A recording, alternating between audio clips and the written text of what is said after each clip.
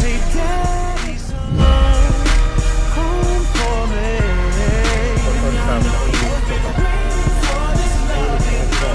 You know your daddy's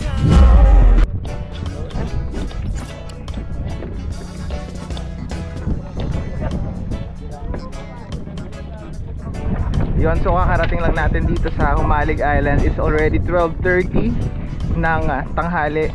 So for almost 7 exactly 12:30 ata. For almost 7 hours of travel time. Andito na kami. At pupunta na kami ngayon sa tourism office.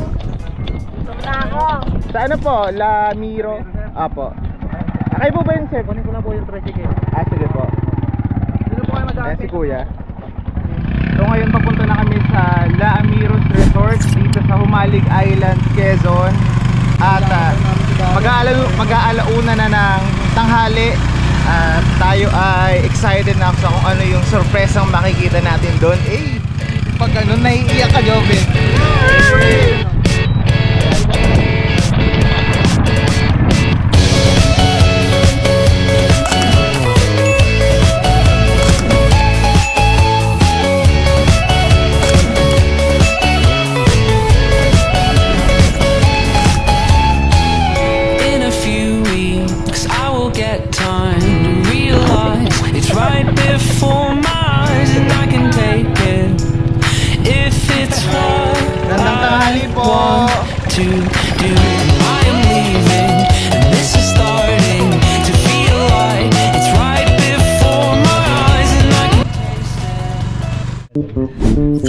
Ayan, so nandito na tayo sa La Miro Shores Resort.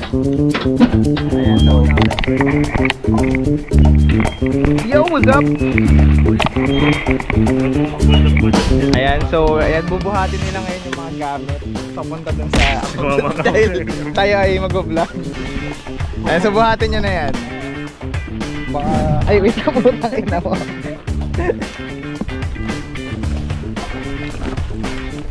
Ayan, La Miro Shores.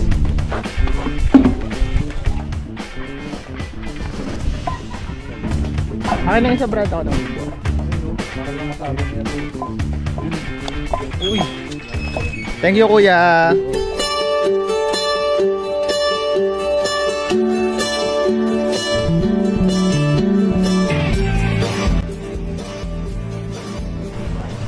Ayan, so ito yung magiging room namin for 4 days and 3 nights.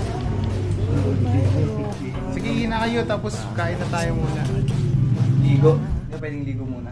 Kumain na, baka lumabig yung pagkain. Sige. Ayun, so we're gonna have our lunch.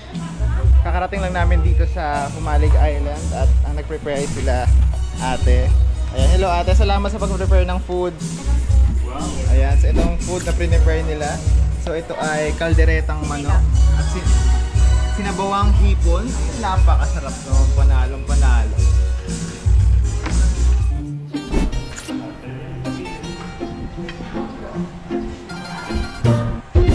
Lumilipad na naman ang isip ko. Lumilipad na naman ang isip ko.